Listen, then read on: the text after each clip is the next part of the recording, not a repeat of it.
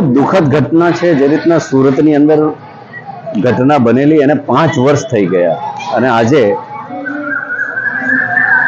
5 વર્ષ પછી જે રાજકોટની ગેમ ઝોનમાં જે ઘટના બનીને 32 લોકો જે આગમાં હોમાઈ ગયા એ ખૂબ જ દુઃખદ ઘટના છે. આજે મુસ્લિમ સેવા સંઘના જે કાર્યક્રમ છે એની અંદર પણ તમામ જે મૃતકો છે એમને 2 મિનિટનું મૌન રાખી અને શ્રદ્ધાંજલિ આપવામાં આવી છે કે એમના જીવને સદગતિ મળે. અને સાથે સાથે મુસ્લિમ સેવા સંઘ જે રીતનું કાર્ય કરે છે, જે પણ અવ્વલ બાળકો એના અભ્યાસમાં આવેલા હોય એવા બાળકોનું સન્માનનો કાર્યક્રમ જે રાખ્યો છે એ ખરેખર ખૂબ સરાહનીય કાર્યક્રમ છે.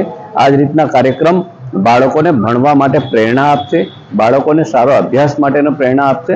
અને જે વાલીઓ બાળકો પર દબાવ નાખતા હોય છે તો વાલીઓએ દબાવ ન નાખવો જોઈએ. કદાચ આપણું બાળક પાસ થાય કે નાપાસ થાય એનાથી જીવન એનું પૂરું નથી થતું. એક્ઝામ તો વારંવાર આવતી હોય છે. એટલે જે આજે મુસ્લિમ સેવા સંઘ દ્વારા જે રીતનો કાર્યક્રમ છે અને જે બાળકોને સન્માનિત કરી રહ્યા છે એ ખરેખર ખૂબ સરાહનીય છે.